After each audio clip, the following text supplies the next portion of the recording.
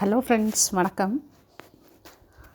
So heading பார்த்தாலே தெரிஞ்சிருக்கும். மகன் தந்தைக்கு ஆற்றும் கடமை அப்படிங்கிற ஒரு ஹெட்டிங்கில் தான் இன்றைக்கி ஒரு கதையாக பார்க்க போகிறோம். என்ன கதைன்னு சொல்லிட்டு பார்க்கலாம் வாங்க. ஒரு ஊரில் ஒரு ஹஸ்பண்ட் அண்ட் ஒய்ஃப் இருந்திருக்கிறாங்க. இவங்க ரொம்ப கஷ்டப்படுற ஃபேமிலி. டெய்லியும் கூலி வேலைக்கு போய் தான் அந்த குடும்பத்தையே காப்பாற்றணும். அவங்களுக்கு ஒரு பையன். இந்த பையனை நல்ல ஸ்கூலில் படிக்க வச்சுருக்கிறாங்க. ரொம்ப கஷ்டப்பட்டாலும் கடன் வாங்கி ரொம்ப ஓவர் டைமெல்லாம் வேலை பார்த்து டே அண்ட் நைட் ஒர்க் பண்ணி parents day and night work பண்ணி அந்த பையனை படிக்க வச்சுருக்குறாங்க. அவனும் குடும்ப கஷ்டத்தை உணர்ந்து நல்லா படிச்சிருக்கிறான். மெரிட்லேயே படித்து நல்ல வேலைக்கு போயிட்டான். ஸோ வேலைக்கு போயிட்டு அவன் வாங்குகிற ஃபஸ்ட்டு மாதம் சேலரி இருக்கும் இல்லையா, அந்த சேலரி கொண்டு அம்மாட்ட கொடுக்குறான். அவங்க அப்பா உள்ளே ரூமில் உட்காந்துருக்காரு. அவங்க அம்மா கிச்சனில் இருக்குது. இவன் கொண்டு கொடுக்குறான். அவங்க அம்மா என்னங்கிறாங்க, தம்பி இந்த சேலரி கொண்டு அப்பாட்ட கொடு, நீ ஃபஸ்ட்டு வாங்கின சேலரி அப்பாட்ட கொடு அப்படின்னு சொல்லி அம்மா சொல்கிறாங்க. அதுக்கு அவன் என்ன சொல்கிறான் அப்படின்னா, இல்லைம்மா நான் கொடுக்கல, இந்தாங்க நீங்கள் வச்சுக்கோங்க அப்படின்னு சொல்லி சொல்கிறான். அவங்க அம்மாவும் எவ்வளவோ சொல்கிறாங்க, தம்பி அப்பா கஷ்டப்பட்டு படிக்க வச்சாரு, நீ மாத சம்பளம் அவருக்கு தான் கொண்டே கொடுக்கணும், அங்கே கொண்டே கொடு அப்படின்னு சொல்லி எவ்வளவோ சொல்கிறாங்க.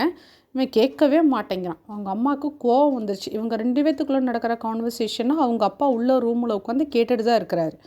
அவங்க அம்மாவுக்கு ரொம்ப கோவம் வந்துருச்சு. ஓங்கி அரைஞ்சிட்றாங்க பையனை. ஏண்டா நான் இவ்வளோ தூரம் சொல்கிறேன், இதுதான் நீ அப்பாவுக்கு கொடுக்குற மரியாதையா?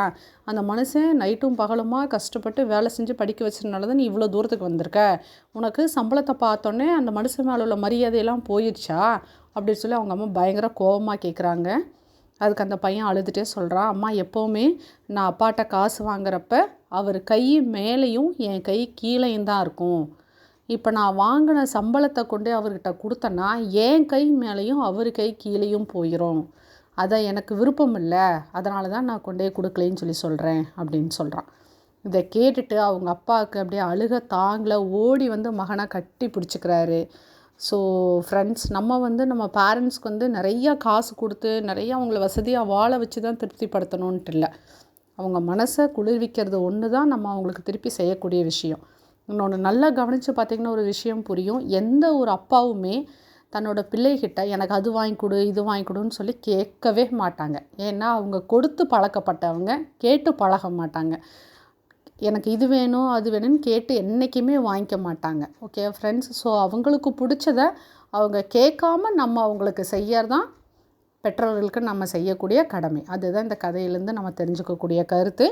அப்பாக்கள் எப்போவுமே கேட்க மாட்டாங்க, கொடுத்து பழக்கப்பட்டவங்க எப்போவுமே கேட்க மாட்டாங்க. ஓகேவா ஃப்ரெண்ட்ஸ்? இந்த ஸ்டோரி உங்களுக்கு பிடிச்சிருந்துச்சுன்னா நம்ம சேனலை மறக்காமல் சப்ஸ்கிரைப் பண்ணுங்கள். உங்கள் குழந்தைங்களுக்கு சொல்லுங்கள், உங்கள் ஃப்ரெண்ட்ஸுக்கு சொல்லுங்கள், எல்லாத்துக்கும் ஷேர் பண்ணுங்கள். ஒரு கதை நம் வாழ்க்கையவே மாற்றும்.